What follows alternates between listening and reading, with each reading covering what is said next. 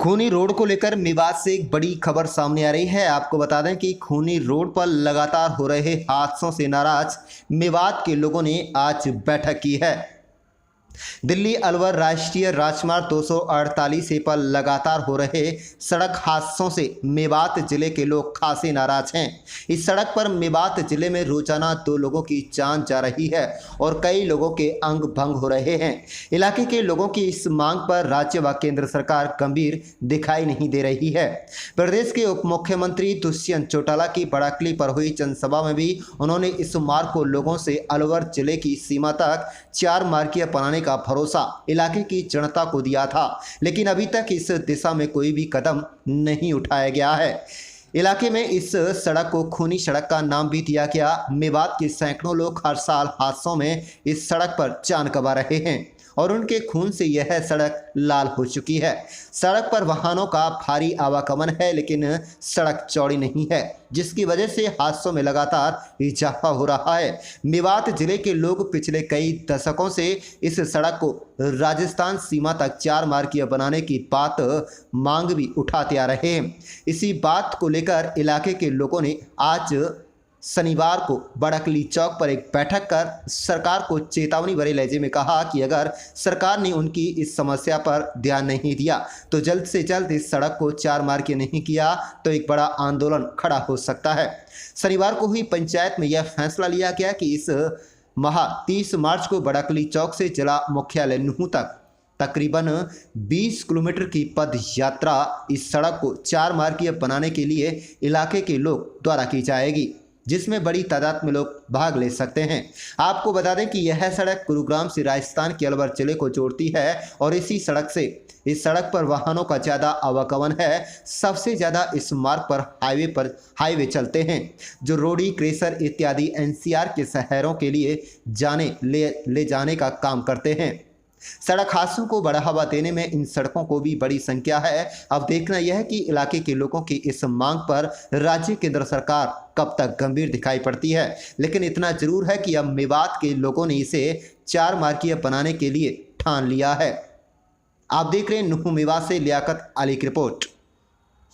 ये गया है कि हम 30 मार्च को सुबह 9 बजे बड़कली से और नुहू तक सेक्रेटेरिएट तक पैदल मार्च करेंगे। पूरे मेवात के इलाके के लोगों को साथ लेकर कम से कम हमने एक टारगेट रखा कि 20,000 आदमियों को हम उस दिन लेकर एक पैदल मार्च करेंगे और सरकार को एक अल्टीमेटम ज्ञापन के मार्फत देंगे कि हम उसमें डेट डिसाइड कर देंगे। फला तारीख तक अगर सरकार ने इस पर कोई रोड पर काम नहीं किया, 4 लेन बनाने का और ये एक्सटेंट को कम करने का कोई अगर कदम नहीं उठाया तो हम एक बहुत बड़ा मेवात में एक इतना बड़ा आंदोलन चलाएंगे कि सरकार को पूरा एक ऐसा मैसेज दे देंगे कि वो आंदोलन का कोई लिमिट नहीं होगी। जब तक हमारी मांगें पूरी नहीं हो जाएगी तब तक वो आंदोलन हमारा बादस्तूर जारी रहेगा।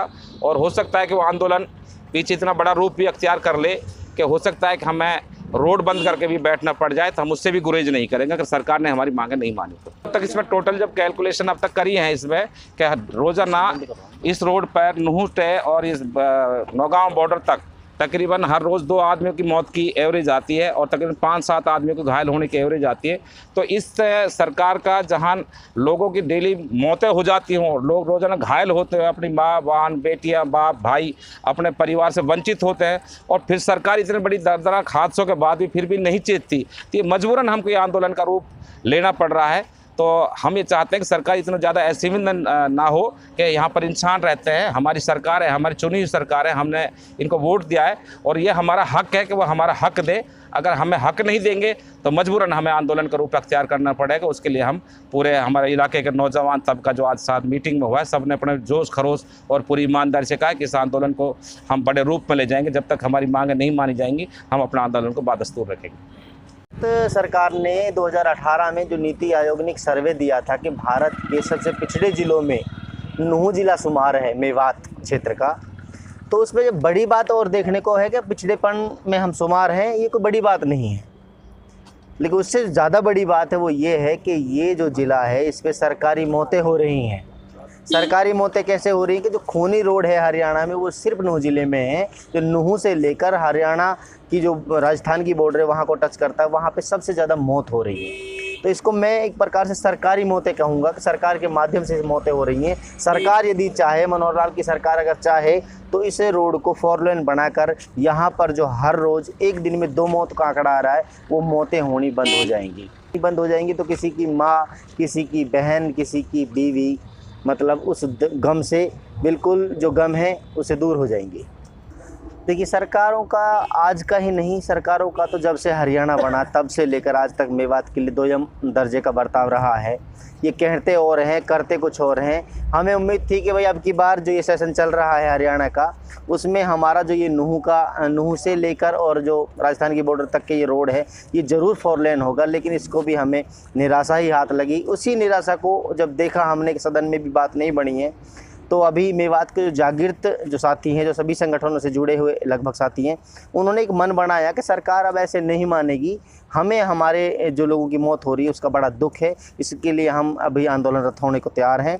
30 तारीख को बड़कली से नूह तक पैदल मार्च किया जाएगा, जिसमें हज़ारों की संख्या में हमारे नौजवान साथी, मेवात के जिम्मेदार साथी भाग लेंगे। और उसके बाद भी सरकार ने अगर हमें कोई मजबूत और ठोस मतलब कार्रवाई का कोई आश्वासन नहीं दिया तो फिर इसके लिए बड़ा आंदोलन किया जाएगा और वो अनलिमिटेड डेप्थ तक चलेगा जब तक ये रोड 4 लेन ना हो जाए। बहुत पुराना मसला है, काफ़ी दिनों से मांग चली आ रही है। दिल्ली से 70 किलोमीटर की दूरी पर ही मेवात क्षेत्र है, जहां पे अभी तक देखा जाए तो एक के बाद एक मौतें हो रही हैं, घर उजड़ रहे हैं, लेकिन सरकार के इस तरफ कोई ध्यान नहीं है। अभी हमारे मुझसे पहले कई प्रवक्ताओं ने बात बताई कि यहाँ पे लगभग 2 व्यक्तियों की प्रतिदिन हिसाब से मौतें हो रही हैं। देखो, ये लगभग काफ़ी पुराना मसला था।